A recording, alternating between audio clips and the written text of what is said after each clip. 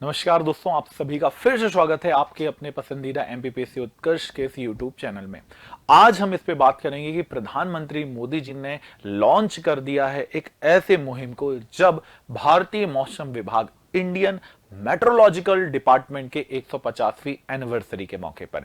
तो आज हम जानेंगे कि आखिरकार भारतीय मौसम विभाग है क्या, आखिरकार किन चरणों में भारत में इस मौसम विभाग ने कार्य किया है, कौन कौन सी महत्वपूर्ण घटनाएं इस दौरान हुई हैं। तो याद रखिएगा, इंडियन मेट्रोलॉजिकल डिपार्टमेंट के कितने साल हो गए हैं, तो 150 साल पूरे हो गए हैं और यह बड़ी हर्ष का विषय है।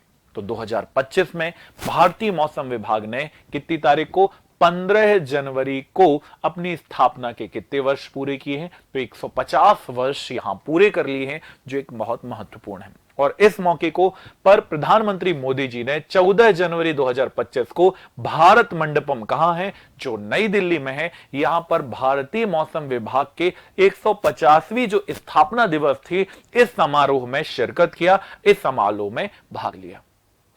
परंतु विषय क्या है, विजन क्या है इसका, तो भारतीय मौसम विभाग में इस समय उन्होंने एक ऐसे मिशन की पहल शुभारंभ की जिसका नाम था मिशन मौसम। और इसके तहत आईएमडी विजन 2047 के दस्तावेज प्रस्तुत किए गए हैं कि भारत आने वाले समय में और क्या क्या डिटेल प्रस्तुत करेगा और क्या क्या नई चीज शामिल करेगा।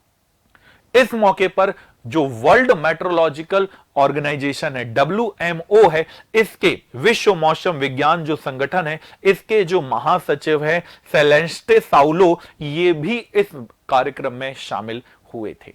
इसके अलावा प्रधानमंत्री मोदी जी ने आईएमडी की इस 150वीं वर्षगांठ के मौके पर जो वित्त मंत्रालय ने 150 रुपए का स्मारक सिक्का भी जारी किया। तो यह बहुत अच्छा विषय है जो आपके एग्जाम में भी आ सकता है। और आगे चलते हैं कि आखिरकार मिशन मौसम पहल है क्या, आखिरकार इसमें हम और क्या क्या जानकारी को इकट्ठा करेंगे।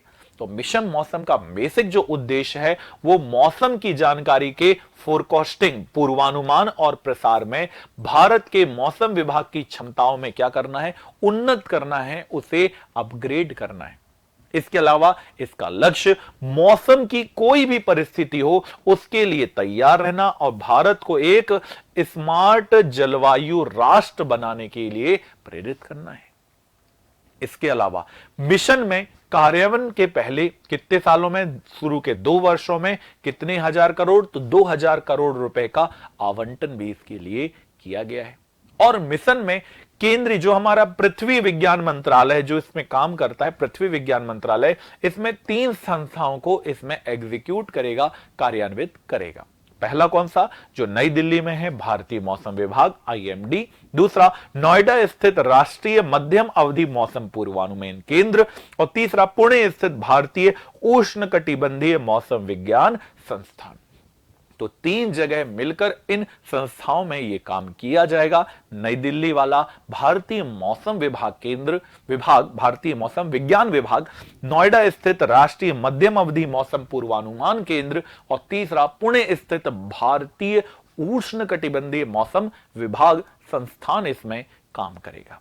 और आगे चलते हैं, आखिरकार भारत में मौसम विज्ञान की सेवा का हिस्ट्री क्या कहती है, आखिरकार इसका इतिहास हमें क्या जानकारी देता है। तो इसका इतिहास बहुत एंशिएंट टाइम से शुरू होता है, जब सबसे पहले 3000 ईसा पूर्व में जो हमारे उपनिषद है, इसमें मेघों के निर्माण, बारिश होने की, वर्षा होने की क्रिया और मौसम के चक्र के बारे में चर्चा मिलती है। 500 ईसा पूर्व में जो वराह मिहिर थे, इन्होंने लिखी वृहद संहिता, इसमें वायुमंडलीय प्रक्रियाओं के बारे में इन्होंने वर्णन किया। जो प्रसिद्ध आचार्य चाणक्य हैं, कौटिल्य हैं, इन्होंने अर्थशास्त्र में वर्षा का मापन, इससे राजस्व और राहत में उपाय के बारे में बताया है कि यदि ज्यादा बाढ़ हो जाए तो ज्यादा वर्षा हो जाए तो बाढ़, कम वर्षा हो तो सूखा, तो उसके कैसे उपाय किया जाए, इसके बारे में भी वहां जानकारी दी गई है। कालिदास बहुत महान रचनाकार, जिन्होंने 7वीं शताब्दी में मेघदूत में मानसून की शुरुआत की तारीख और बादलों के निर्माण के बारे में इन्होंने डिटेल में बताया है। अब यदि हम वैज्ञानिक युग की बात करें, आधुनिक युग की बात करें, जहां पर मॉडर्न तरीके से, साइंटिफिक तरीके से काम किया गया, तो 17वीं शताब्दी में हमने थर्मामीटर, बैरोमीटर और वायुमंडल में गैसों के नियम बनाए। इसके अलावा 1636 में ब्रिटिश वैज्ञानिक हेली ने भारत में ग्रीष्मकालीन मानसून पर रिसर्च किया, भारत के ग्रीष्मकालीन मौसम पर शोध करना चालू किया। यदि हम ब्रिटिश शासन की बात करें तो ब्रिटिश शासन के दौरान भारत में वेधशालाएं खुली। जो सबसे पहली वेधशाला थी ये 1785 में 1785 में कलकत्ता में स्थापित हुई थी। और दूसरी यदि हम बात करें तो दूसरी कुछ सालों के बाद 1796 में मद्रास, वर्तमान के चेन्नई में इसकी स्थापना की गई थी। तो देखिए क्या शानदार इतिहास इस आईएमडी का नजर आता है। 1784 की बात करें तो एक बहुत important, the Asiatic Society of the Bengal की स्थापना कोलकाता में इसी काम से हुई। 1804 में बंगाल में या बॉम्बे या मुंबई में एशियाटिक सोसाइटी की क्या खुल गई, यहां पर ब्रांच खुली। 1835 से 1855 के बीच जो कैप्टन हैरी पैडिंगटन थे, इन्होंने ट्रॉपिकल साइक्लोन, उष्णकटिबंधीय तूफानों पर शोध किया और चक्रवात शब्द की डिटेल व्याख्या की। ये हमारे एग्जाम के लिए से बहुत महत्वपूर्ण है, क्योंकि प्रीलिम्स में हमारे पास चक्रवात, वो भी उष्णकटिबंधीय चक्रवात के बारे में डिटेल मिलती है। 1842 जब आता है तो पैडिंगटन ने तूफान के नियम दिए और महत्वपूर्ण रूप से इसे पब्लिश भी किया, इसे प्रकाशित भी किया। इसके बाद यदि हम मौसम विज्ञान विभाग की स्थापना की बात करें तो 1864 में 1864 में कलकत्ता में विनाशकारी उष्णकटिबंधीय चक्रवात आया। क्यों हुई स्थापना, तो इसका कारण है 1866 से 1871 इन दोनों समय मानसून टोटल भारत में फेल हो गया, अर्थात भारत में ड्रॉट, भारत में अकाल की घटना हुई, लोग मरने लगे, खाने के लिए नहीं था तो लगान कहां से भरते। तो 1875 में भारत सरकार ने भारतीय मौसम विभाग की, भारत सरकार ने था उस समय ईस्ट इंडिया कंपनी में, या अंग्रेज सरकार ने भारतीय आईएमडी, इंडियन मेट्रोलॉजिकल डिपार्टमेंट की स्थापना की। और एच.एफ. ब्लैनफोर्ड, ये नाम बहुत इंपॉर्टेंट है, H.N. ब्लैनफोर्ड पहले ऐसे व्यक्ति थे और या पहले भारतीय मौसम संबंधी रिपोर्टर नियुक्त किए गए कि भारत में कैसा मानसून है, कैसा मानसून हो सकता है, क्या इसकी सफलता है, क्या इसकी विफलता हुई, इन सभी की जानकारी इन्हीं ब्लैकफोर्ड महोदय के द्वारा दी गई। जब 1889 आया, जब 1879 आया, तब जॉन जो सर थे, सर जॉन एलियट जो थे, इन्होंने पहली वेधशाला के इन्हें महानिर्देशक बनाया गया। तो सोचिए पहले महानिर्देशक 1889 में जॉन एलियट को बनाया गया और फिर इसका रूपांतरण जो वर्ड आईएमडी है, इंडियन मेट्रोलॉजिकल डिपार्टमेंट है, पहले खुला कलकत्ता, फिर ट्रांसफर हुआ शिमला, शिमला से आया पुणे और पुणे से कहां आया है, दिल्ली आया। तो ये हो सकता है कि चार चीजें पूछ ले कि आईएमडी में जो मुख्यालय इनका स्थानांतरण का सही क्रम क्या है। तो पहला था कलकत्ता, ट्रांसफर हुआ शिमला, फिर गया पुणे और अब कहां पर ट्रांसफर है, तो अब वर्तमान में नई दिल्ली में ये दिखाई देता है। और आगे चलते हैं कि भारतीय मौसम विज्ञान की जो स्थापना है, इसके लिए 1875 में मौसम प्रक्षेपण, संचार और पूर्वानुमान की जो सेवाएं हैं वो शुरू की गई। फिर भारत में एक बहुत महत्वपूर्ण चीज आई, इसका नाम है टेलीग्राफ। तो टेलीग्राफ के युग में मौसम सैटेलाइट के माध्यम से डेटा के संग्रहण और चेतावनी का काम धीरे धीरे शुरू किया गया और ये वही डेटा था जो वैश्विक डेटा और स्वदेशी डेटा को जोड़कर कंप्यूटर का गठन किया गया और कंप्यूटर से फिर इसका काम सुनिश्चित किया गया। फिर धीरे धीरे करके इलेक्ट्रॉनिक कंप्यूटर का युग आया और इस कंप्यूटर के युग में आईएमडी ने पहली बार वैज्ञानिक अनुसंधान के लिए उन्हें एक क्या मिला, प्रारंभिक कंप्यूटर मिला। तो प्रारंभिक कंप्यूटर के मिलने का समय धीरे धीरे करके आगे की ओर बढ़ता हुआ नजर आता है। इसके बाद हमें मिला इनसैट सैटेलाइट। जी हां, INSAT, भारत का पहला विकासशील देश, जो भारत ऐसा पहला विकासशील देश था जिसने चक्रवात की निगरानी के लिए पहला जियोस्टैटिक भूस्थैतिक उपग्रह बनाया।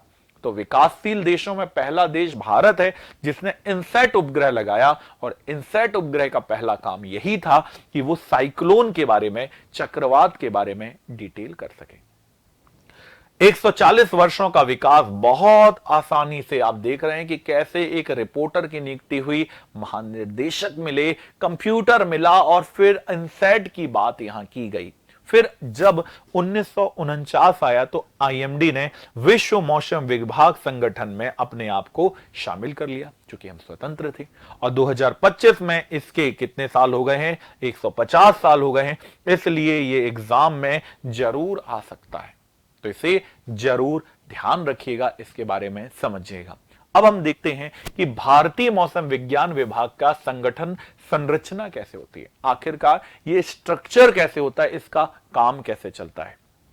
तो भारतीय मौसम विभाग के जो महानिर्देशक हैं, भारतीय मौसम विभाग के प्रमुख होते हैं, भारतीय विज्ञान के महानिर्देशक और भारतीय मौसम विज्ञान विभाग के प्रमुख होते हैं। और ये कहां बैठते हैं? तो ये नई दिल्ली में बैठते हैं। चूंकि आईएमडी का वर्तमान मुख्यालय कहां पर है? तो ये नई दिल्ली में दिखाई देता है। इसके अलावा जो प्रशासनिक काम करना हो, कोई टेक्नोलॉजिकल कंट्रोल करना हो, तो इसके लिए हमारे देश में कितने मौसम केंद्र हैं प्रादेशिक? तो इसके लिए 6 प्रादेशिक केंद्र भी हमने बनाए हैं, जिनके हेडक्वार्टर मुंबई, चेन्नई, नई दिल्ली, कलकत्ता, नागपुर और असम के गुवाहाटी में लोकेट होते हैं। इसके अलावा वर्तमान में जो ये आईएमडी मंत्रालय है, आईएमडी है, ये किस मिनिस्ट्री के अंतर्गत काम करता है? तो अर्थ साइंस के अंतर्गत काम करता है, पृथ्वी विज्ञान मंत्रालय के अंतर्गत काम करता है। इस समय डॉक्टर जो जितेंद्र सिंह जी हैं, ये डॉक्टर जितेंद्र सिंह जो माननीय राज्य मंत्री हैं, स्वतंत्र प्रभार मिला हुआ है किसका? पृथ्वी विज्ञान मंत्रालय का।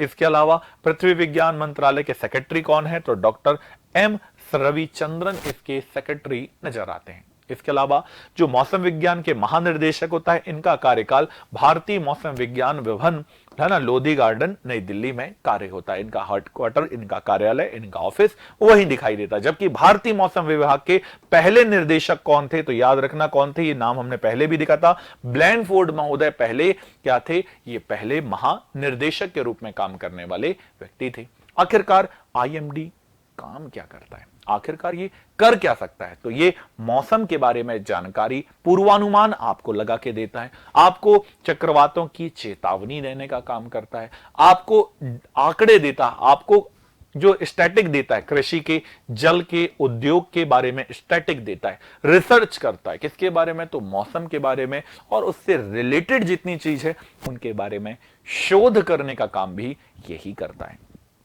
भूकंपीयता का, भूकंप का पता लगाता है, कहां आया, कितना आया, कितनी तीव्रता का आया, इसकी जानकारी देता है। इसके अलावा आपदा प्रबंधन, जो डिजास्टर मैनेजमेंट है, इसे कम करने में, उसकी पूर्व चेतावनी देने में भी बहुत महत्वपूर्ण योगदान देता है। इसके अलावा चक्रवात को देखता है, कहां ट्रैकिंग करता है, और उसके पहले ही चेतावनी दे देता है, ताकि जो विभीषिका है, जो आपदा है, जो समस्या है, वो न्यूनतम की जा सके, वो कम की जा सके। और अंत में मौसम विज्ञान की सेवाएं देता है, किसानों को लाभ कमाने का मौका देता है, और विमान के लिए भी हवाई दुर्घटना ना हो, इसके लिए पूर्वानुमान और सुरक्षित संचालन में सहयोग देता है। जैसे अभी आप देख रहे हैं कि अभी कोहरा छाया हुआ है, तो कई फ्लाइट डिले हो रही हैं। क्यों हो रही है? क्योंकि किसने अच्छा काम किया है? आईएमडी ने अच्छा सकारात्मक काम किया है। तो ये चीजें इसे और महत्वपूर्ण बनाती है। आज तक आईएमडी ने आज तक क्या क्या अच्छे काम किए, क्या उपलब्धियां यहां हासिल की, और क्या प्रगति में काम किए? तो आईएमडी ने बहुत अच्छे अच्छे काम किए हैं। इन्होंने चक्रवात की बिल्कुल सटीक चेतावनी दी है। 1999 में लगभग 10 लाख लोगों की मौत हुई थी, और अब ये घटकर कितनी हो गई है?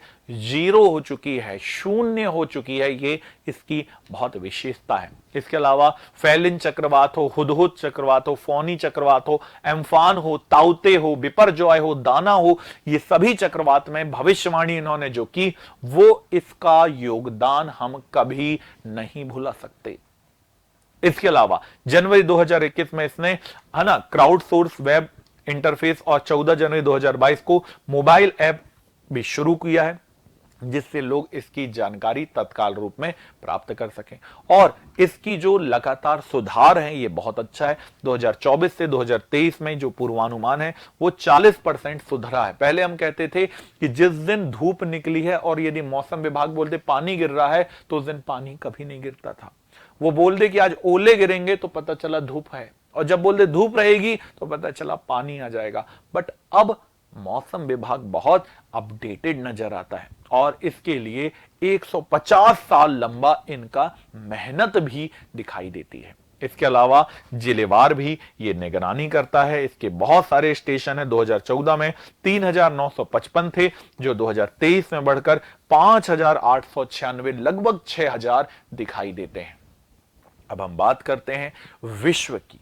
तो विश्व मौसम विज्ञान संगठन वर्ल्ड मेट्रोलॉजिकल ऑर्गेनाइजेशन की यदि बात करें, कोरिलेट कर देते हैं, तो WMO की बात करें तो इसमें वर्तमान में कितने देश हैं? तो इसमें वर्तमान में 193 देश हैं और ये एक अंतर सरकारी संगठन के रूप में नजर आता है।